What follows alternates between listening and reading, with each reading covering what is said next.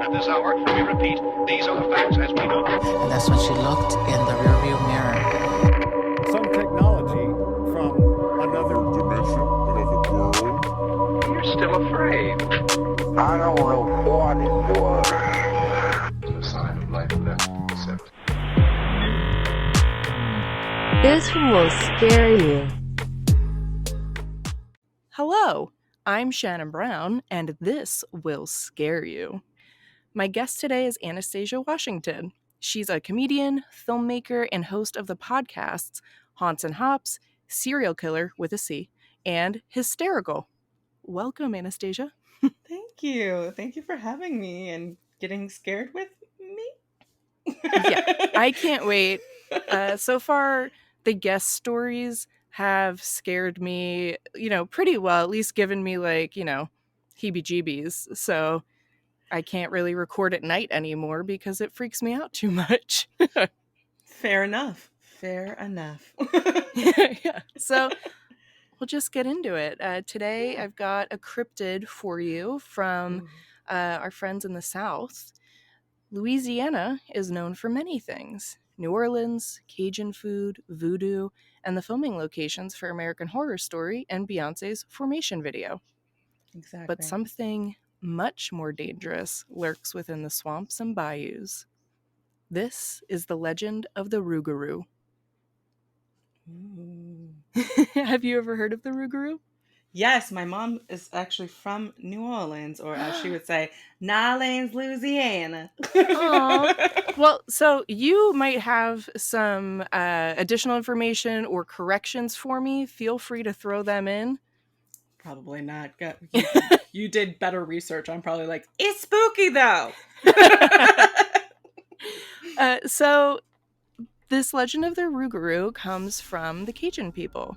The Cajun people are descendants of the Acadians from Nova Scotia who first settled in the bayous in the late 18th century.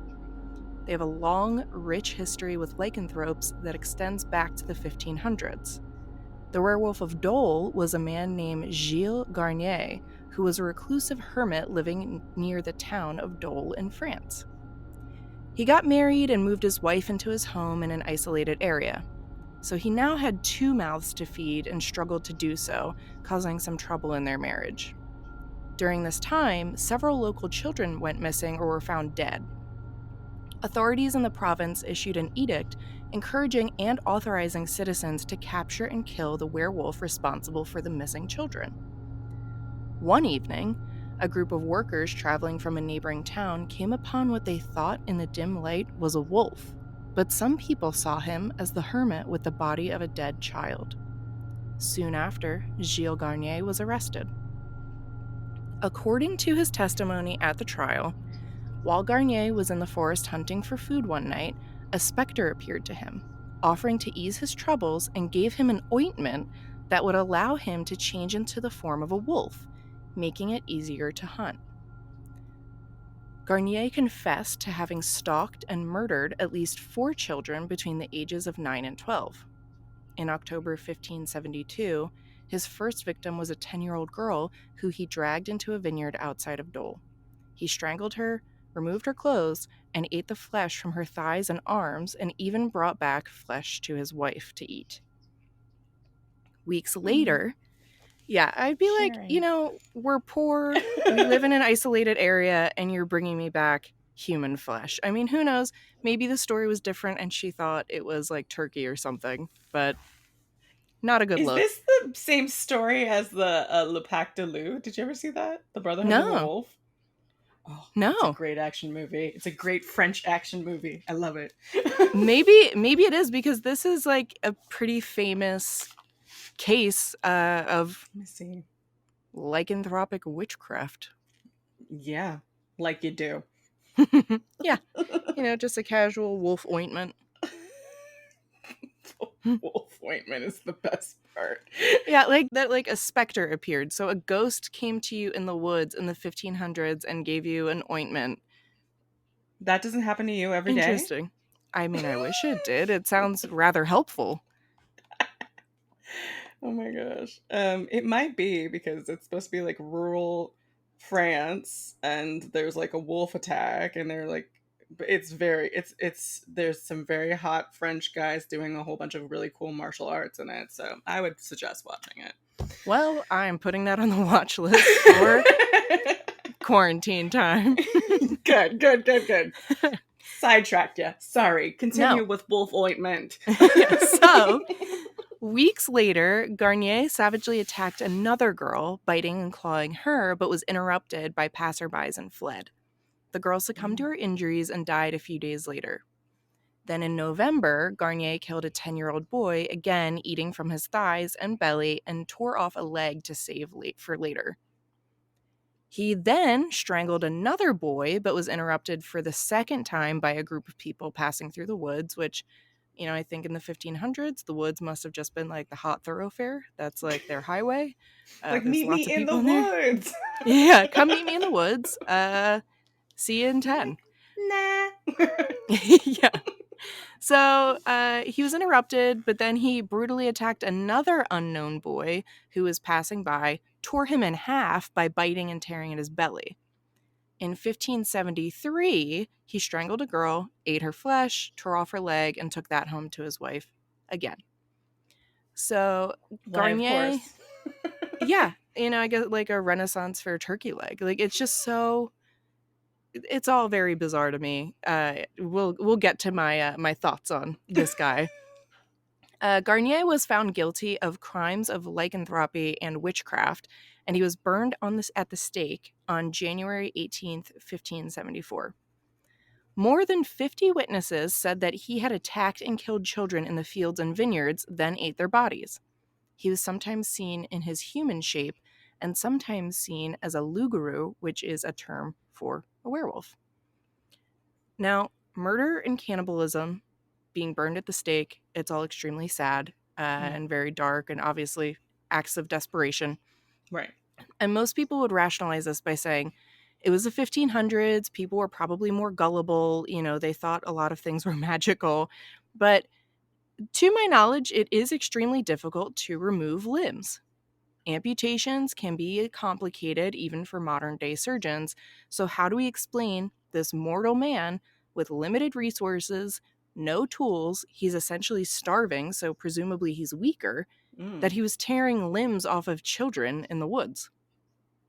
I mean, I haven't tried to tear any limbs off of anything. Like, I'm not really one of those people that even likes a rotisserie chicken and like a fillet, Yeah. So I'm just not sure like how hard it is. But also, I think that there's something to be said of like when you're desperate and that adrenaline rush too, of like that people can do insane things.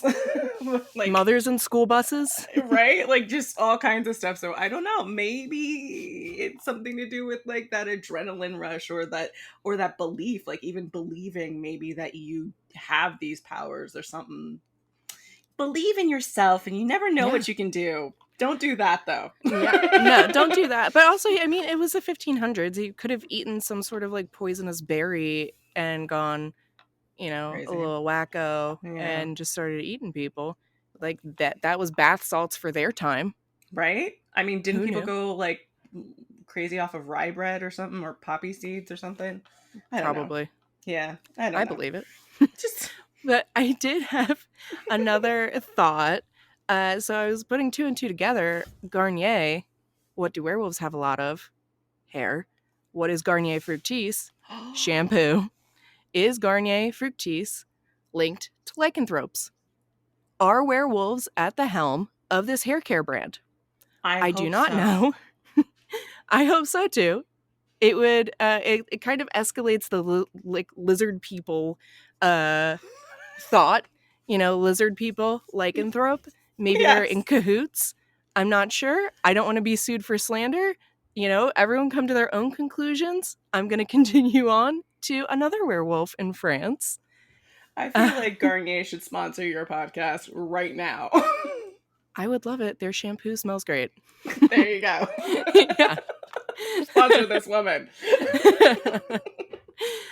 So there's also the beast of Gévaudan, which was another werewolf in the mountains of south central France that was active between 1764 and 1767. Their victims were often killed by having their throats ripped out. The Kingdom of France used a substantial amount of money and manpower to hunt the animals responsible. Now, the number of victims kind of differs according to the source, but a study done in 1987 estimated that there were 210 attacks, which resulted in 113 deaths, 49 injuries, and 98 of the victims who were killed were partially eaten. So, by the time the Acadians settled in Louisiana, there was already a big belief in werewolves, specifically one called a Rougarou. Now, the Rougarou is a variation of the French loup-garou, and the legend is thought to be brought over by French immigrants or French-Canadian settlers.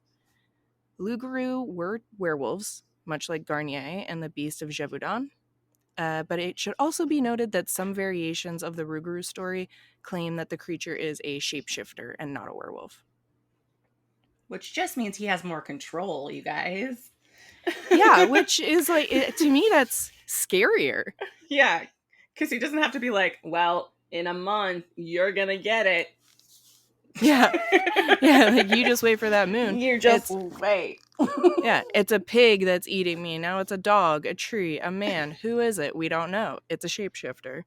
Yeah, that is also scary. Like, he could be anything. And I would be, like, if I was a shapeshifter and that was, like, my MO, like, I would probably be really creative and just, like, be, like, really, like, benign things and just, like, eat people, you know?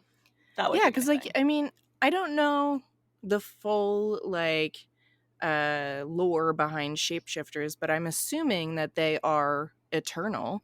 So you have to figure if you're alive for, like, 200 years, you're going to get bored of, like, being a horse or a werewolf. Like, I'd just be like, I'm a lamp, and I'm going to scare the shit out of this person. Like, Nightmare Before Yes. Christmas style. Yes, like Just the like- magical wreath, like the Yeah. wreath. And I would totally do that. But I think, like, with shapeshifters and stuff like that, it depends on, like, the lore, and it depends on what the source is. Because, like, there is, like, in Native American culture, there's skin, you know, like, lots of, like, shapeshifters, skinwalkers, and stuff like that. And then I think I don't think they're immortal, but I think it's something to do with, like, you know, spirituality. And I would not be able to speak to that because I am, despite what my dad said, am not Native American. Every black man always says they're Native American, and I'm always like, Dad, we're not. We're just plain old black. But yeah, I don't know. Like, I know there's legends, and it has to do with, like, spirituality and taking on the you know, these, like, animals, natures and stuff. So I don't know. There's, like, all these different legends. I guess it depends on what part of the country you're in or what part of the world. Yeah, and, like, that's what I find so interesting about learning about all of the like cryptids and a lot of the supernatural side of things, because it really differs, like, culture to culture, you know, country to country, and even, you know, within our own country, there are a lot of different beliefs held, you know, in different parts of the world. Yeah. And in a lot of the like the stuff I was reading and watching about the Rougarou in Louisiana specifically, there was also the honey swamp monster and another one. And some people confuse the three of them, but, like, they are three distinct creatures that kind of have similar MOs. Like, you know, you'll discover, like, you know, dead livestock or what have you, and it's, like, Right. completely shredded. So it's all, I find it extremely interesting. There is one that's, like, really, really creepy. I remember when I was in New Orleans, the last time I was in New Orleans, we went to the zoo and they had, like, a whole exhibit of it. And I don't think it was the swamp one, but we were, like, in a swamp and they had, like, an actual, like, representation of it in the zoo. And I was like, this is cool. Also terrifying for people that are not into it like I am, but it was crazy. It had, like, antlers and, like, hooves and, like, all this stuff. And I was just like, you know, we're in the zoo. We're not. Yeah, like, I wish I went to New Orleans, I think, like, maybe 2 or 3 years ago, and, like, I was just seeking out, like, all of the, like, supernatural occult stuff because that's what I was interested in. And Right. I wish I knew about the cryptid side of things, because I definitely would have made an effort to go to that zoo and like, just like Yeah, find more out, because I think it's also kind of telling about, the culture of that area. for sure. Cryptids are very telling about just life, day-to-day life in that Hmm. area that you live in. Like, I don't Yeah. think we have any in LA, do we? Maybe. And now I think it's all just serial killers. Yeah, we definitely have those, but I don't think we have any cryptids. Yeah, go ahead. Yes. The Rougarou lives in the swamps and bayous of Louisiana. Most commonly, the Rougarou is used to ensure Catholics strictly followed the guidelines of Lent.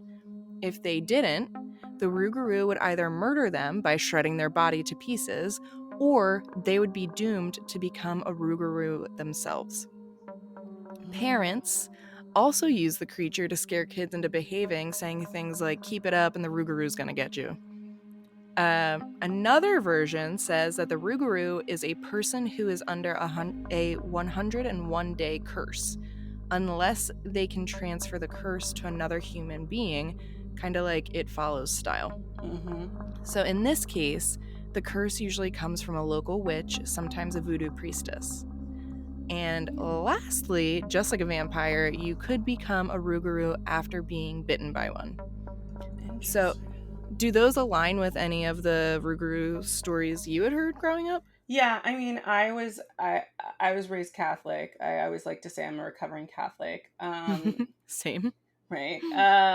So the Lent one resonates with me, and I think I totally would have been like attacked by the Rougarou based on like the fact that every Lent I just give up like idiots and peas and onions because I don't like those things. Um, apparently that's a cop out.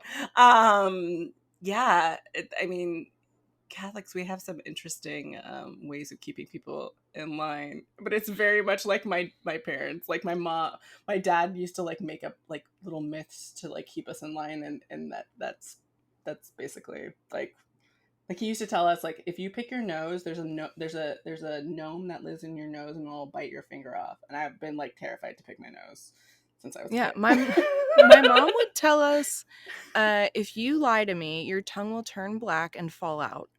And like just like in your head as a kid, like you just think of it like shriveling and decaying and just like withering away. And it's really funny to me because like in Catholicism, you're not supposed to believe in like supernatural things and Right. like, all of that.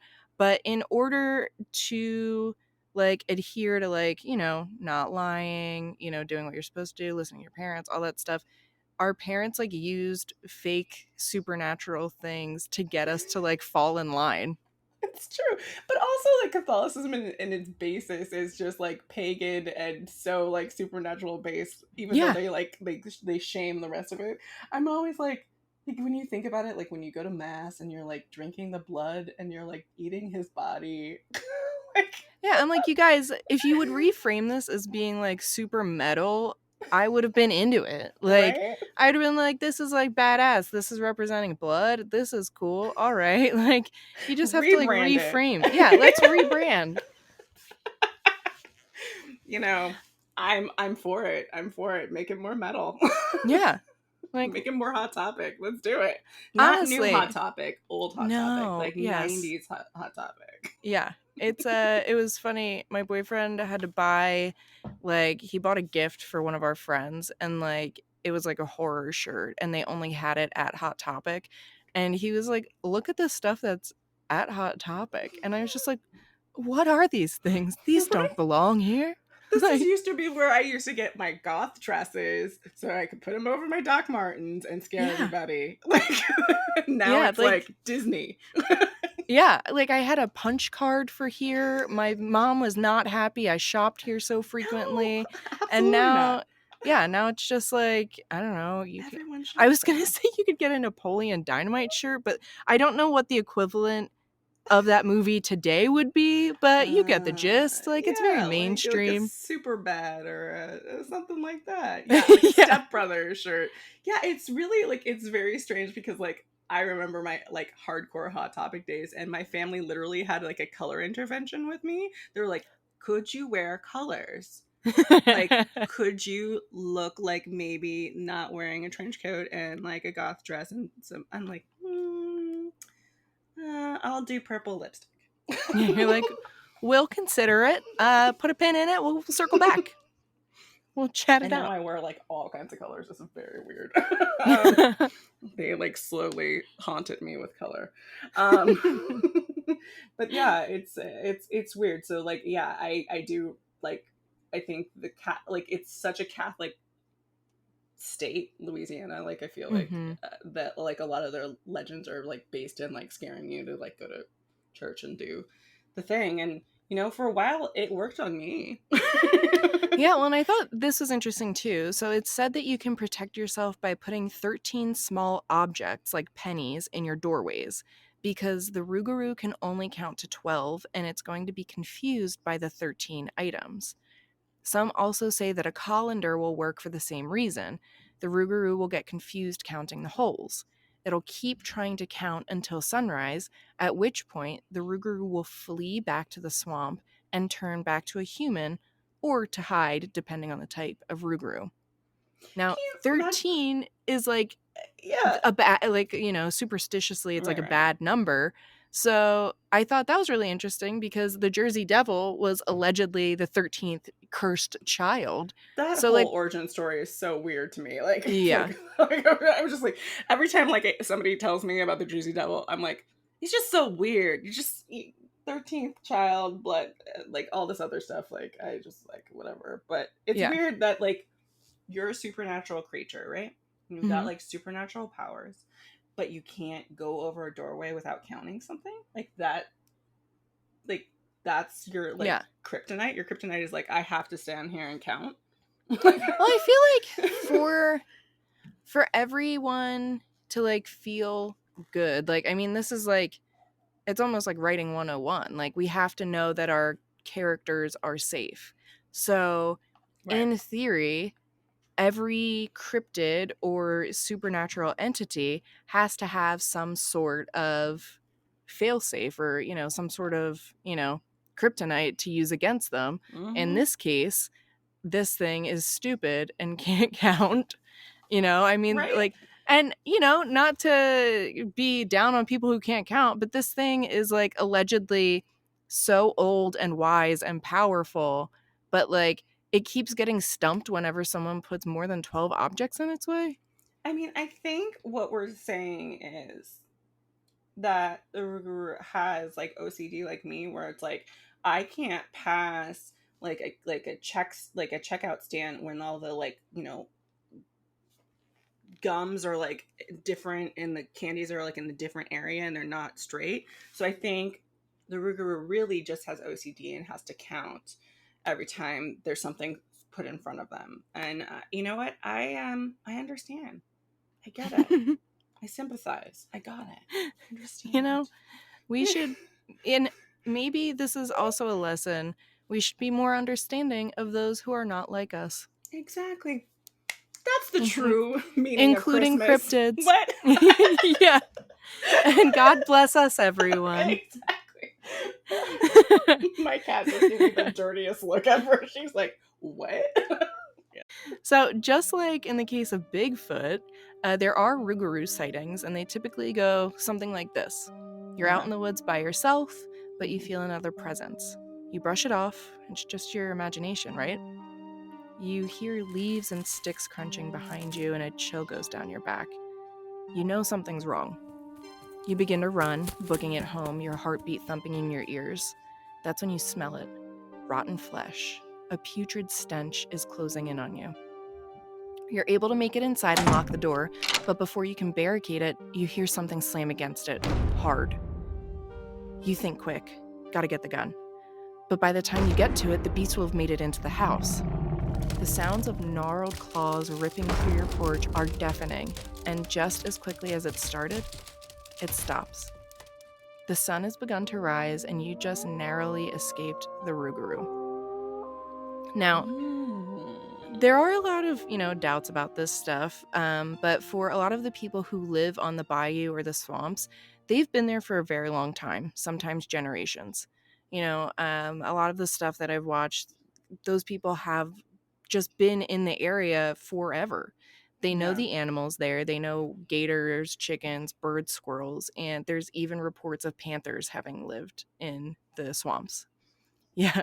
So they are rumored to live there. There are people who say that they have laid eyes on these big cats and they know what it looks like when these animals are running and jumping and, swimming. And they know this stuff. Yeah. And we also kind of have to wonder, why would people who claim to have had a paranormal or cryptozoologic experience risk their reputation to talk about it? Especially in up somewhere down south, because unfortunately a lot of the country does perceive these people who have these experiences as like, well, it's just like a down south like thing, whatever, Yeah. we should discredit it. But why would they risk adding to that misconception? Yeah, and I also think like you were saying, like people really know their surroundings. Like I know like what it sounds like for the wildlife in my area. Like Mhm. in Los Angeles we get raccoons, we get possums. Every once in a while you hear something different and you're like, that is not my norm. So Mhm. for they know. You're right. They know what is different. But yeah, I don't I, God, I like if it's real. That would be so weird. So what's your opinion? Now I did hear on your podcast that you'll have to tell me, is it true that you are certified in paranormal and cryptozoologic studies? Yes. So when I was like 17 and graduated from high school, I was like, you know what? As an actor, you know what I need to do instead of going to college? I need to get certified in cryptozoology and paranormal. It's really helped my career, you guys. Yeah, I got certified, and um, like I haven't done a lot of cryptozoology, like extensive, like investigations. I just really haven't. I've never been around people that wanted to really do that. The most I've done really a lot is when my sister lived in Vermont, we would look for Champ. I don't know if you know. He's like Loch Ness. Oh, okay. So they have their own version of the Loch Ness monster, and he's in Lake Champlain, and he's called Champ. And I always was looking for him. Yeah, I mean the majority of the stuff I've done, like investigation wise, have been ghost based, and yeah, like mainly ghosts. Yeah. So And with aliens. Oh, I haven't done any alien stories yet because to me that is one of the most realistic things that could be possible, and it really freaks me out. Yeah, I for a good majority of my life, and I don't think I've ever said this on air ever. So this might be my first time saying this on air. For a while I thought when I was a kid that I totally got abducted by aliens. Like I totally think I did, but it's like one of those things like I really don't know cuz like I also was like a very vivid dreamer. And I also experienced a lot of weird stuff. Like I recently on the podcast Haunts and Hops, I was talking about this doll that used to come, like it was like a musical doll that used to like just play music at night every night for like, it was like a clown doll, and I finally had to get rid of it because I was just like not sleeping, and my mom would be like, it's going off again, and I'd be like, yeah, and it's just going off on its own, and so we had to get rid of the doll. But Oh my God. so like I always had like weird creepy things happen to me as a kid, and I used to like talk to things, and I used to like, there was this one time where I was really upset at school, and I had a whole conversation with my grandmother who had passed maybe like 4 years before. And the weird thing is, like, some of the stuff that I had said to my mom after I had the conversation, like, she hadn't like really had a discussion with me about like the state of my grandmother when she died, like her Mhm. being in a wheelchair, her this, all this stuff like that. So the fact that I knew it was very weird. um But yeah, like I forgot my point. There, good. Good. I mean, all that to say is like you are someone who is very well versed and experienced in this I don't know what you would call it, genre, realm, That's community. right. The alien thing. That's what I was gonna say. so all these creepy things always happened to me when I was a kid. And I think I was around like 6 or 7, and I literally woke up and felt like I had gone somewhere and like been taken somewhere. And yeah, I still like have that feel like, and yeah, I don't even know how to describe it. It was just really weird. And I have this like really big fear of space, like since I was a kid. Like Oh I my would look up God. at the sky and like have panic attacks and be like, "We're hanging in nothing. There's no end. Oh my God!" like imagine like a 6-year-old having like a panic attack about the fact that things are infinite. That's me. Oh my God. So did you like, do you remember anything? Like, did you have marks on yourself? Anything was like misplaced in your room? So the weird thing is, I remember there just being like this like weird substance on me. What? Yeah, and so like yeah, like not a lot of it, but I just remember there. This is so weird because I don't think I've ever said this on air anywhere before. But I remember waking up and just feeling like I had been taken somewhere. Like I had been like like out of my window, just like this used to actually be my bedroom, and there's a window like right here. And I remember thinking like I had been taken out of my window, and then like there was just like some kind of weird substance on me. Not a lot, just like a little bit, like almost like somebody forgot, didn't get it all, kind of thing. And I just remember feeling so weird about it. But like then you're also like did it happen? Like am I just bugging? Like Well, did you talk to your parents? Like maybe they like had to move you or something when you were sleeping? yeah, I mean, like I always talk to my mom about stuff because she knew I was a creep.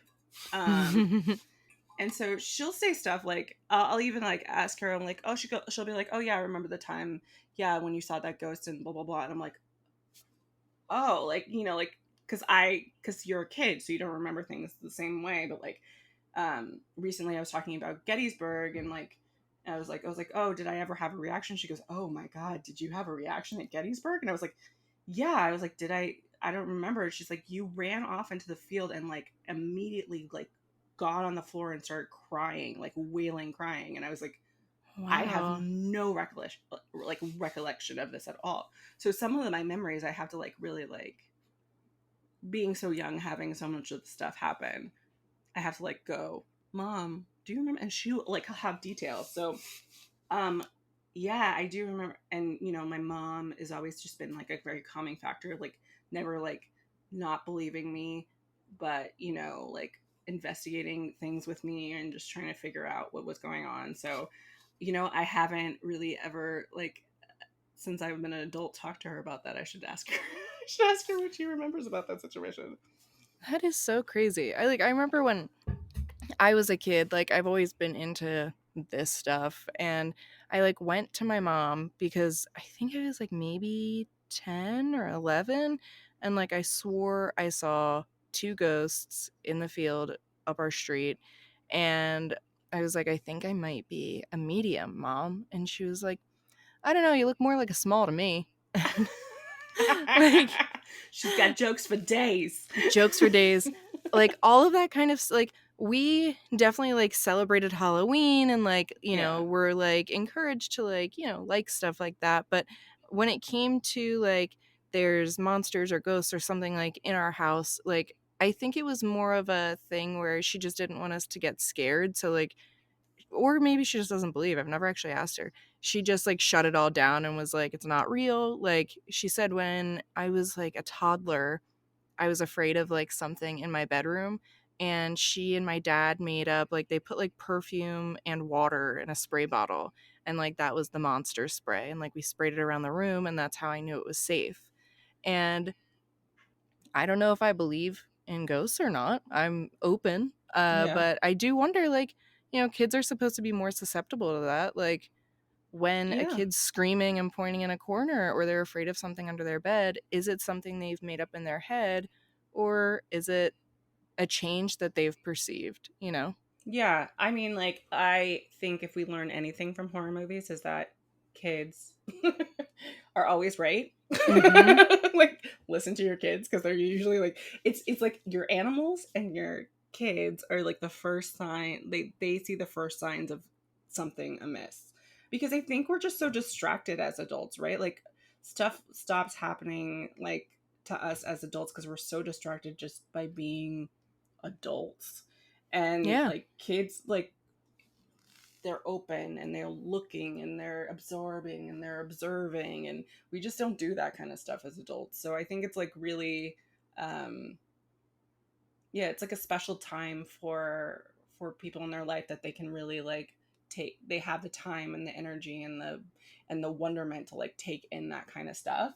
So that's probably why I've seen a lot of stuff since I was a kid, because I was just like always like an observer, like you Mhm. know, I mean, since I've been an adult, I've gone on, you know, ghost like, you know, haunts. I don't like to call them hunts anymore, because I feel like that sounds so rude to the ghost, like ghost investigations. We'll say investigations. I'm like, Mhm. I'm not trying to hunt you.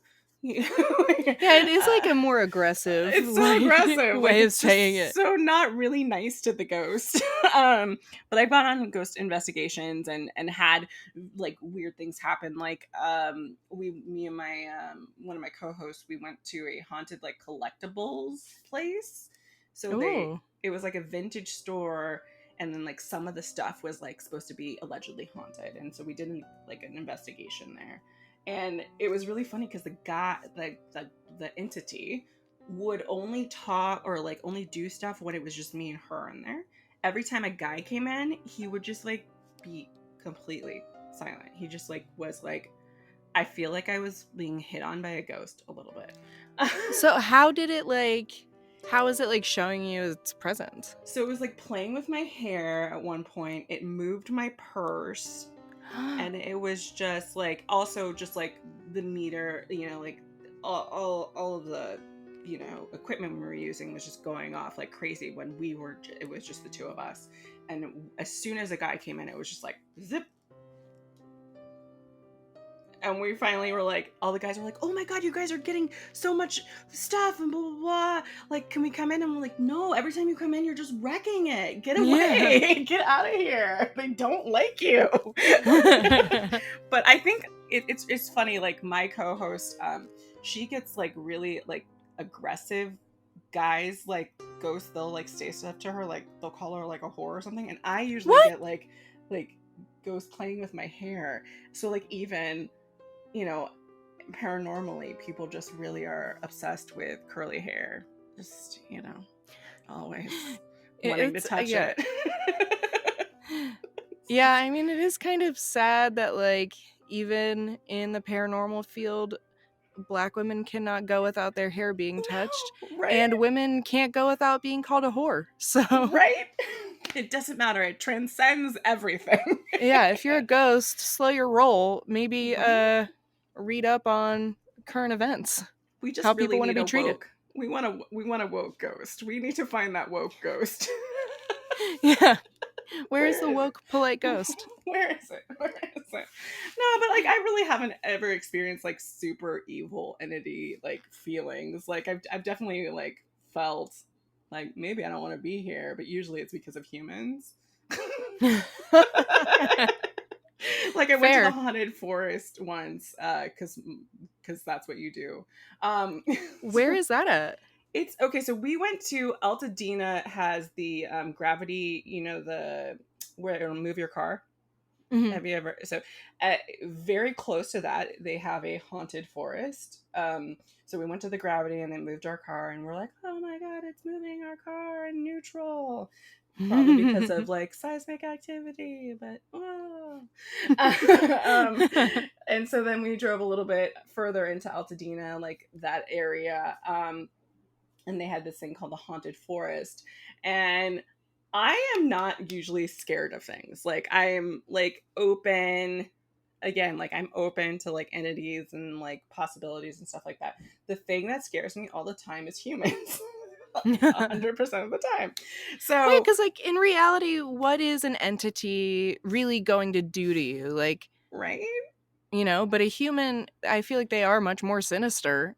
Right? Exactly. So we go into this park, you know, everyone's like energy is just like, oh God, oh, we're going. Because like it was, I think it was when I was in, yeah, it was when I was in college. So it was like all these theater group like that weren't investigators like me. We were just like, So everyone was just, instead of at a 10, at like a 50. oh, like, yeah. So we're like walking in, they're like, oh my God, oh my God, oh my God. I'm like, can everyone calm down? And so I'm calm, I'm walking in. So we walk further in, and then I just start feeling like these presence, like of movement. Like I couldn't exactly hear it, but I just felt like things were just moving around. And I didn't feel like it was ghosts. And so I was like, I'm going to leave. And they're like, no, we have to go further in because there's ghosts. And I was like, no, there's no ghosts here, but there are some really weird characters. And so they were like, no, you're being a chicken. I was like, no, I literally investigate. So for a living. So like, no, like I want to leave. And they were like, you're such a chicken. And I was like, cool. And then I felt like this really big presence like to the right of me, and I just booked it. I just booked it.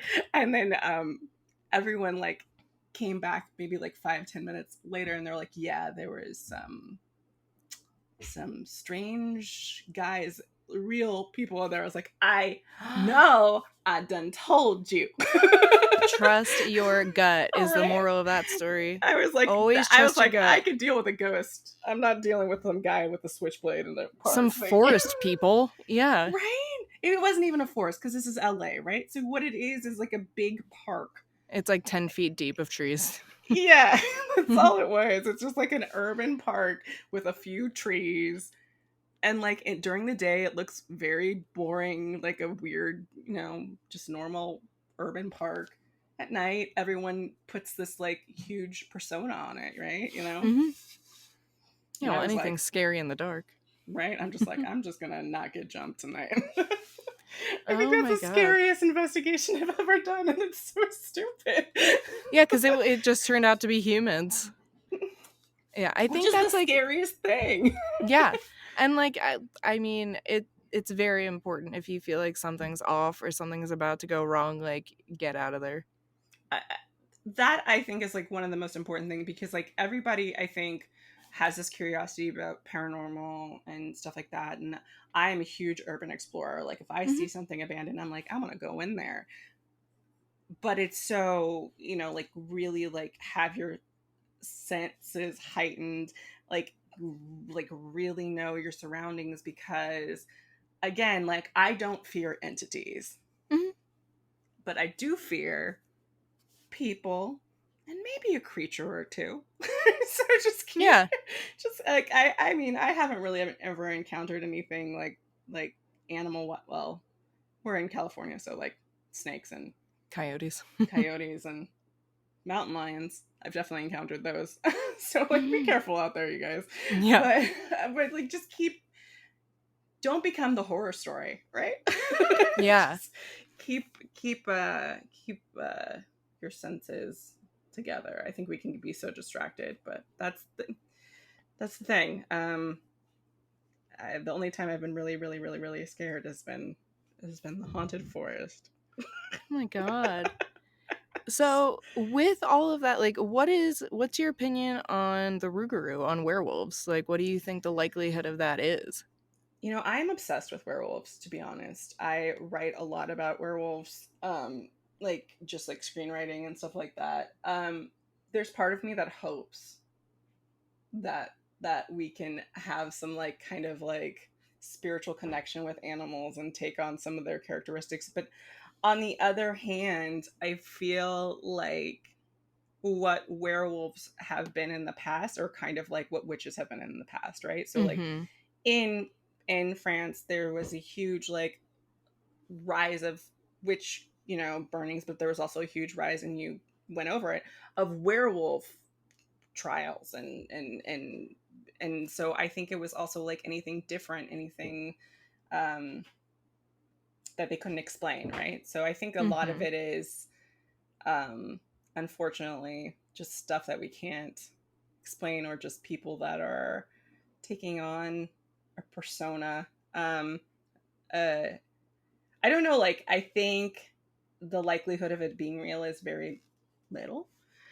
But it is cool to imagine, even though that sounds kind of weird. No, But I agree with you. I Yeah. think it, I think it is kind of like cool, and again, from like a screenwriting, like, film and book perspective, I think it's very fun to like imagine when it comes to like real life stuff, like the cases I talked about. I definitely think those people may have been wrongly convicted, Yeah. Or because, like you suffering from said, something else, I don't know. exactly, and like anything back then, even as recently as like the 80s, the satanic panic, like Mhm. everything was just, if they can't rationalize it, it is something they can't explain, and it should be killed.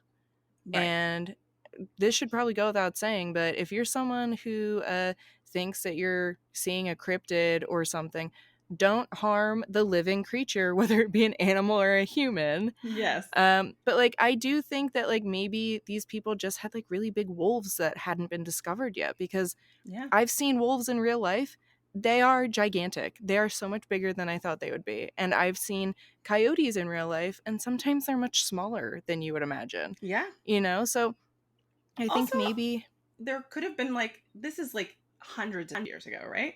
There could have been Yeah. like primitive-ish, like tribes living, like, we don't know. Like, there could have been Yeah. just like a man living on his own, and he didn't shave a lot, and he was Mhm. real hungry.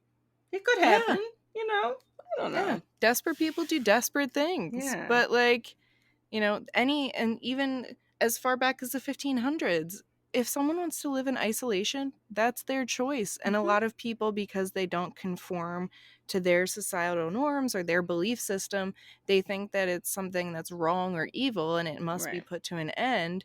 And really, they're just someone who wants to be like left alone. They're not a wolf. They're not. I mean, they might be hairy, but they're not a wolf. And there's been cannibalism since the beginning of time.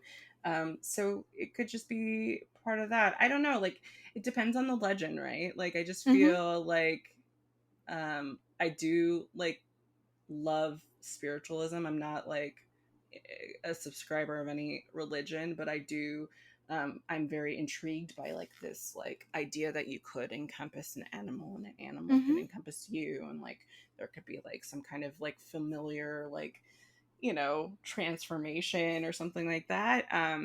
That's cool. That's awesome. But there's also Yeah. people that could probably super believe that, and super take that to a different level. We've seen it. Like Yeah. the vampire of Sacramento. He real thought he was a vampire. He real was a sick man. When was that? Oh, in 90s. He was. If you read about the vampire of Sacramento, he is. It's sad. He's a bad, sick man. But he had this Serial belief. killer. Serial killer. Yeah, he had this belief that if you had your door open, you were asking for him. You were allowing him to come in, and Oh my God. I lock my door. I'm just saying. We literally, we live in LA. Our apartment came with window locks. It's like an additional little turny mechanism that you like, put on your windowsill. Some Mhm. people just put like, wooden rods in their windows. Yeah. Yeah, I mean, I've heard that of multiple serial killers. Like, Yeah. if your door or window was unlocked, they were like, well, this is fair game. You left it open. And you're Which like, is crazy because no, sir. No. yeah, where I'm from in Pennsylvania, growing up, we didn't always lock our doors. Like it was a town where like, and I'm not talking about we weren't like out in the sticks somewhere. We were Right. like 20 minutes away from Philly.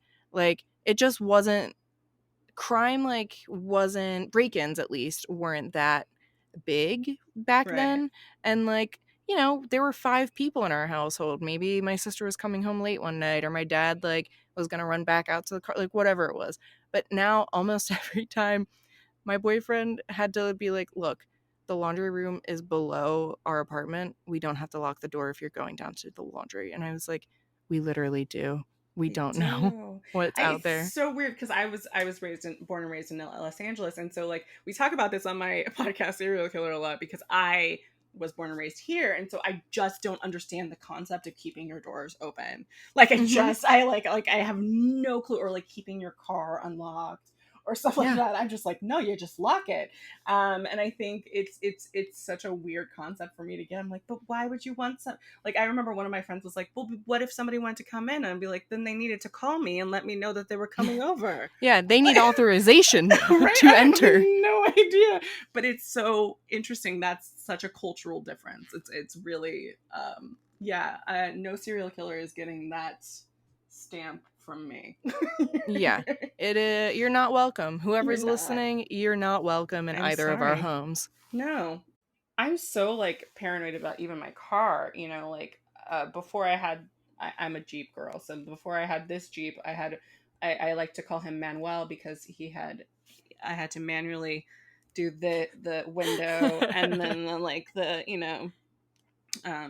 the locking of the doors, and old school car. Not not like old, but like I just was cheap. It was my first brand new car. And so I was like driving from my friend's house at like, I don't know, 2 a.m. or something like that, dropped her off, and I stopped at a stoplight, and because it's a red light, I'm not gonna go anywhere, I'm trying to turn left. And this person comes out of the bushes, this like woman, she comes out of the bushes and she knocks on my window. I go, hi, and she goes, hi, can I have a ride? And I was like, on your driver's side window?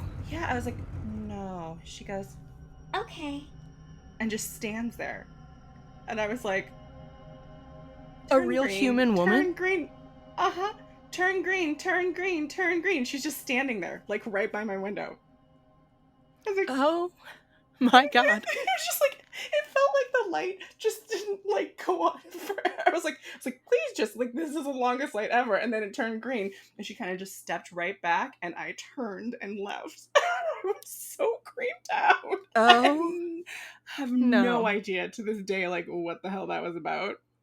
And yeah. I think that was probably like one of the creepiest. Because she wanted to sit in your backseat and have you drive her to like a cemetery where her actual home was because she was a dead person ghost. I know. Because like she just like scurries out of the bushes. What the fuck? Can I have a ride? No. Okay. It just stands there and I'm like, ma'am, you need to scurry back into the woods before I run you over because this is terrifying. I was just so creeped out. And dude, like, I don't get creeped out that easy. I was just very creeped out. I was like, I don't know. Yeah, honestly, I feel like real humans can be much creepier than the paranormal. Because, like, 100%. I mean, in all reality, like, you have, like, a weird feeling. You hear a voice. Okay. But when has a ghost scurried out of the woods? I mean, I guess it's more common because it is a trope, but... Yeah, I just, I've had personal... experiences with humans that have not been pleasant, so I feel like I'm safer in the paranormal. I like it. Yeah, I'll just go with a ghost. Thanks, bye. Yeah, you're like, I don't know what to expect, but I know the limitations of what to expect, and exactly. I'd rather take that. That's how I'm living my life. So how long have you been a paranormal investigator? So 17, so almost 20 years, because I'm turning 37. I told that to my niece. My niece is like, how old are you? And I was like, oh, I'm 36. And she goes, that makes me sad. And I was like, okay. Like, thank you. Thank you so much. Thank you. So about about 20 years. Yeah. It's and like, how did you get into it as a teenager? I was real creepy as a kid. And as an actor, I've been through like weird, I do this thing where I'm like very like, oh, we have some downtime as an actor. what can I add to my weird list of things I can do? So like I went to paranormal school and cryptozoology school. And then a few years later, I went to culinary school. And then a few years later, I worked at a sex shop. Like I just You are so cool. I'm just weird. I'm just the weirdest person ever. I'm like, I just want to try things out. So I think just being, having experiences so young, and I was just very interested in it, and I wanted to know, like, back then though, like it was it was even more of a pseudoscience than it is now. Like now they're getting really scientific, and some of the people that we have on our podcast are just like their science is like blowing my mind, because like it used to just be us like going into buildings and going, that's a ghost.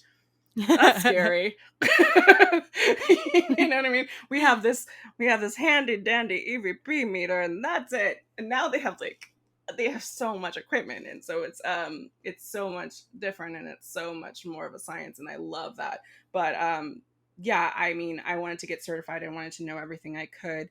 I did this like course, and I really wanted to go and get an actual degree in it, and the only degree you could get into it was if I moved to Amsterdam, and I eventually didn't actually do that, but I got the certification instead. But yeah. Wow. Yeah, because that was the only place in the world that you could get, like, at the time, you could get, like, a degree Mm-hmm. in it. So I got a certification instead. So what does the certification, like, do for you? Like, is it just more of a background for your investigations? Yeah, I mean, it's basically, and again, this is, like, 20 years old, so now you could probably get certified and stuff like that, but it basically was one of the few institutions that were actually like scientifically going at ghost investigation. Instead of just being like, I'm a ghost hunter, they were actually like looking at the science, looking at where the science could go. So like being certified means that you know what kinds of equipments read what, and you know the different classifications. Now the classifications have changed and can change, and now we're talking about photophotons and stuff like that, which is not something I was trained in. I'm basically learning, because this is a science that's growing, just like any science. This is a science that's growing and changing, and so basically the certification means that I from the paranormal society am like certified in the knowledge and able to investigate in the respectful and way of paranormal. So yeah, That is if that awesome. makes sense. Yeah, like it basically means that you know your stuff, whatever that stuff might be, and that you can investigate with respect and with a scientific basis. Yeah, I think that's really interesting, because a lot of like the ghost hunting or investigative shows that you see, I feel like, obviously there are skeptics, people who think that this is fake, but say that it is real, that ghosts do exist, and the reason that we have ghosts is because of a traumatic event, and that's why they are still here. It is, it does make me uncomfortable. Like if you think that way, and then you see people on TV who are like going in and like screaming and like reenacting like amputations or murders, like, I think there's just like it's a little cringy. It is, and we talk about it a lot on Haunts and Hops, that all three of us all three of us hosts come through paranormal investigation with kindness and like knowledge of trauma, like especially like me, I've been through some traumatic stuff, and I would never want to put people through even energy through that post-traumatic stress syndrome. If I could, I would want to come at them with kindness, and I think you get better results, to be honest. Like I think it's like anything, right? If you come at things with kindness and understanding and openness, you get a better results. You don't, you may not get the most dramatic results, I guess, like, you might not, I just don't love the screaming at each other, like, basis of paranormal research. I don't love it. I don't like them screaming at people and then somebody screaming at them back. I don't think it's even very viable scientifically. Well, it just like this just popped in my head too. Like if you think about that and like people are going in and like screaming and like, you know, reenacting fights or like trying to stir up negativity, it's kind of like in, you know, in your day-to-day life, if you walk into a room and two people had just had an argument and it feels weird, it feels off. And Yeah. you can tell you're kind of like manifesting like that fake feeling with your own behavior. You know, and then people might perceive that Yeah. as like some sort of entity when really it was just them screeching and hollering that made people feel that way. Yeah. Yeah, absolutely. And I just think that like why why bring that energy into the world, to be honest? I mean, and it may be that's kind of a reason I'm a performer and a comedian, is like I turn trauma into like, let's be happy and like figure out a way to make this funny and fun. And so I think I bring that energy into my investigation too, because I'd rather people to be happy. Like, like I just would rather that. And I'd rather people tell their story and be comfortable, even if they've passed. I would rather that. Yeah. So, you know, that's just my philosophy about it. And I think that there's a whole bunch of paranormal investigators that come from that philosophy and that come from that, like, you know, like scientific background, that they want to know and they want to be respectful and they want to, and I think it's great to focus on them. Like, I really think it's a great thing to focus on them, because anybody can really call themselves a paranormal investigator, and that's fine. But I just like think, comedy. you know, anybody can call themselves a stand-up. Yeah, they can. They can do it. We've sat through some of them. Yes, we have. It's always so grand. So in all of your experiences, is there anything that sticks out to you as being like maybe the most concrete interaction, most intense, or like scariest experience with the paranormal that you've had? Maybe not scariest, like probably cutest. So my dad has passed away, and yeah, very sad. And not, yeah, thank you. And so I started writing a couple years ago. I started writing a pilot about being my family, and like, because we're just like this weird melting pot and whatever. And I was having this really like horrible like feeling about it, because I just was like, you know, doubting myself. You know, you're just having one of those days as a writer, right? And like I'm sitting there like just like having a like kind of a meltdown about it, and I feel my ponytail just being tugged like very lightly, the way that my dad used to, like toot toot, like he used to do like this little toot toot. And it was just kind of like, it was really a nice kindness, like almost like, you're doing all right, just like trust yourself. And so I think that was probably the cutest thing that happened to me. I've had like some really scary, this one's so weird, but I came out of a theater once with my mom, and I saw this guy, and for a second I saw him like just completely bloody, just like covered in blood. And so much so, like I had like a visceral reaction and started like hysterically crying. And my mom, I was probably like in my 20s, and my mom was like, what's going on? I was like, I just like, and I don't know what to do. Like, I don't know if I should like say something to this guy and be like, I just saw you bloody, don't go. I don't even know what to tell you. Like, don't go places. Don't, I don't know what anything happened. So I think that's probably the scariest, like most vivid, like thing that ever happened to me, is like, I literally saw this guy just completely, and then just normal. Just like, oh my God. Yeah. Has that happened with like other people? Like that you've like had like a premonition? Yes, but not to that degree, not to like that. And then like I had no, and I think that the tragic thing is like sometimes when you like I kind of have senses about things, I tell people, and like I know them, so like I can tell them, but like that situation I had no idea what to do, because like what am I supposed to be? I'm so sorry, like I know I'm a weirdo, I don't know you, I just saw you covered in blood, like I don't know what to tell you, don't do whatever you're gonna do, Like, Yeah, like you're like his forest lady now. Yeah, I'm He's like, I gotta just go. don't want. So like, I think that was the creepiest thing that's ever happened to me. Like, I just was like, I don't, and I don't know. Like, you can say, oh, maybe I just had like, like some weird, like maybe nothing happened and maybe whatever. But I've never had a reaction like so. Like I just burst into tears and it just like was like shaking. So I don't know what it is. I don't know if anything happened. I don't know. But that's probably been the most horrific thing, the most dramatic thing that's ever happened to me. Wow, that's intense. And like my mom was like, she said like I turned like white and I just was like hysterical.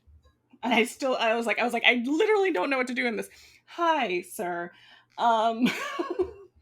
Yeah, and like you don't even know, like stabbed, so don't do whatever you're gonna do. Like I just had no idea what to say. Yeah, like stay away from alleyways or like air conditioners that might fall on your head. Like like if you see a knife, don't do something. I don't know what to don't say. put yourself on it. Like I don't know. But it's just it was weird, and I wasn't high, you guys. I wasn't.